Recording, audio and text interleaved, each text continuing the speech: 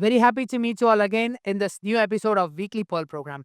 For the past 3 weeks, we have been looking into certain informations and certain evidences regarding the canon of the Bible on how the Bible is inerrant and infallible.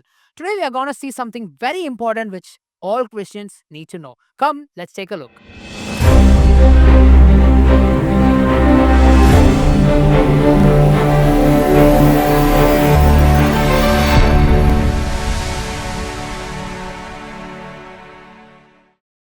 In the past 3 weeks, we had seen some basic evidences of why the New Testament is inerrant and why we have only 27 books and no other books is considered scriptures. And same way, why the Old Testament has only 39 books and what is the evidence we have for that.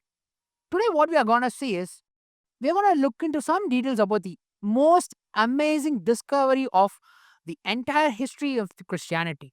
Why I'm calling this an the amazing discovery is because this, breaks most of the questions which is raised by critics.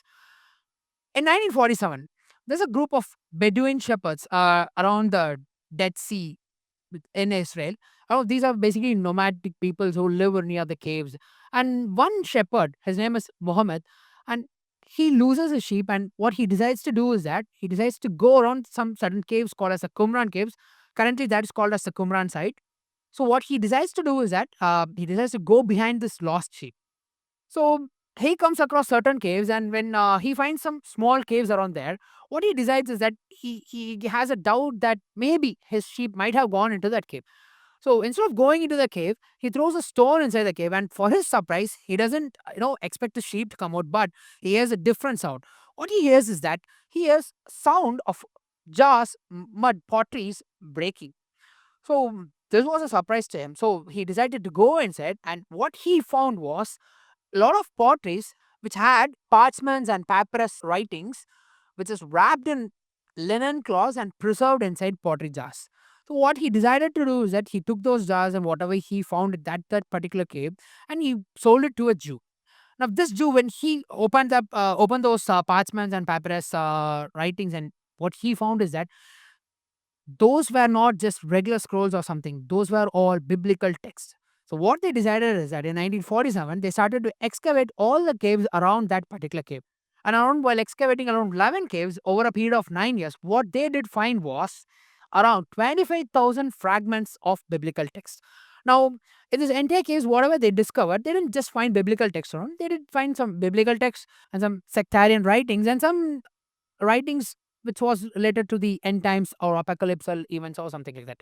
Okay, so now when these 25,000 fragments were put together or when they puzzled it together, what they had byproduct or what they found was more than 900 manuscripts. Now, these manuscripts, the major part, I'm just focusing on the biblical text alone. What they found from the biblical text is that this had manuscripts from the 38 books out of the 39 books which we have in the Old Testament, and one scroll alone was an entire scroll, which is the most famous Isaiah scroll. This particular book alone was found as an entire scroll where the Isaiah, all 66 chapters were written in one lengthy scroll. And apart from that, they also did find some writings about the Second Temple rituals or how they had to do their priestly offerings and some details regarding that. So, who wrote all these Dead Sea Scrolls was that's a history, historically, some people believe that it might have been written by a group called Essenes. Now, this is a Jewish group, just like the Pharisees and Sadducees. This is a Jewish group who focused or who dedicated their life to preserve the Hebrew text or the Hebrew Bible. Now, as I already told in the last episode, the Old Testament which we have is the Hebrew Bible which the Jews follow. That's the entire Bible which they have according to them. Now, the most important thing is here that these Essenes people, what they thought was during their time, that is before Christ, the religious leaders at that particular period, they were not very important or cautious in following whatever the rituals is mentioned in the Old Testament for them, whatever laws and commandments were given to them. They were not. They felt like they were not cautious, and they also scared that the Romans might, destroy all the holy scriptures which they had. So what they did is that they just stayed a little away from Jerusalem, far away around the Dead Sea, and they decided to, copy all the manuscripts whichever they have to ensure that all these texts were preferred. So this Dead Sea Scrolls an archaeological research says that it might have been written between the period of 100 to 200 before Christ. Now, what was a great major discovery is that whatever the parchments they found, what I mean by parchment is just, I'll just make a small note of it. Parchment means it's a, it was basically goat skin which is stretched and then dried, and people in those days used parchments to write. And what I mean by papyrus is that this is just olden days paper which was used in the olden days. There's a, the particular plant where it goes through a process, and they use it for writing, scroll whatever deals some historical facts or holy scriptures or whatever the scenario may be. Now, this parchments which has this Old Testament text, almost 90% of the text matches with the Masoretic text which we have right now. Now, what I mean by Masoretic text is that this is the basically authentic version of the Hebrew Bible, which is referred as on date. Now, this Masoretic text was written between the period 7th to 10th century after Christ by a group of people called the Masoretes.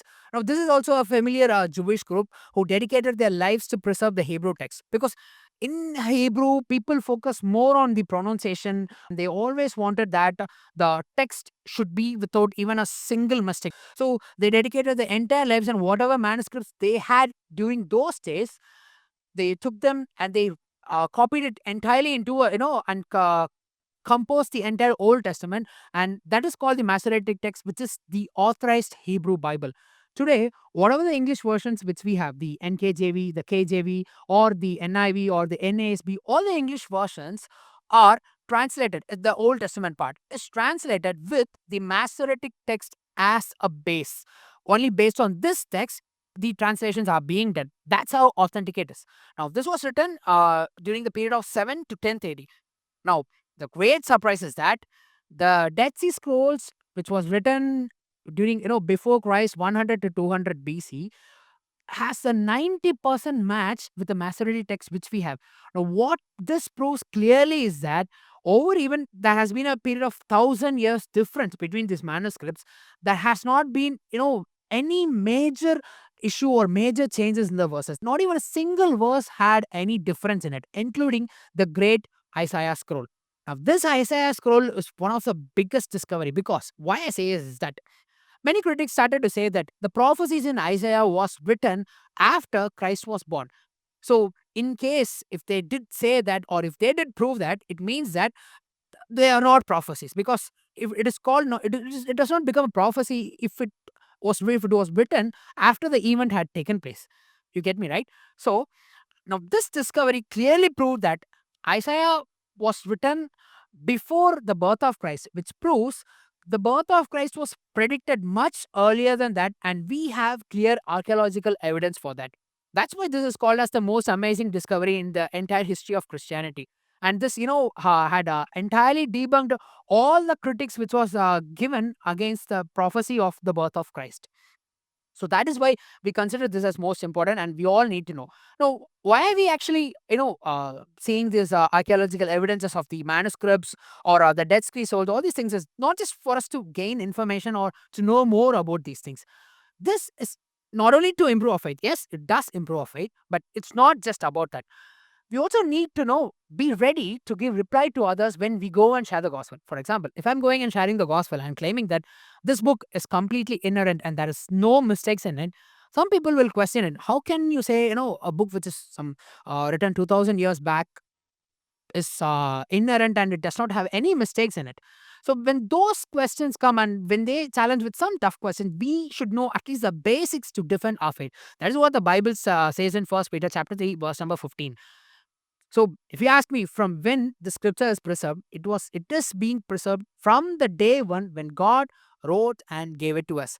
And Joshua chapter 1, verse number 8, the Bible says as, now God says to Joshua, this book of the law shall not depart from your mouth, but you shall meditate in it day and night, that you may observe to do according to all that is written in it. For then you will make your way prosperous, and then you will have good success. Now, make note of two things here. It is written as this book of the law. Now, the word law in Hebrew, it is written as Torah. As we already saw, the Torah means the first 5 books of the Old Testament, which is Genesis, Exodus, Leviticus, Numbers, and Deuteronomy. So, right from that time, God addresses Torah as in the verse, you can see in the second part as you may observe to do according to all that is written in it. The word written is mentioned. So, which means that Joshua had the Torah in a written format. From that day till today, the Bible, is being preserved purely by the sovereign power of the God, and there has not been any mistake, or we have not any scripture. We can surely believe with all our confidence that this Bible is inerrant. If you have any doubts regarding the canon of the Bible, or whatever we took in these 4 weeks regarding the subject, you can just make note of it in the comment section. We will try to address as many questions as possible. If it's God's will, we'll meet you in another episode of this weekly poll program. God bless you.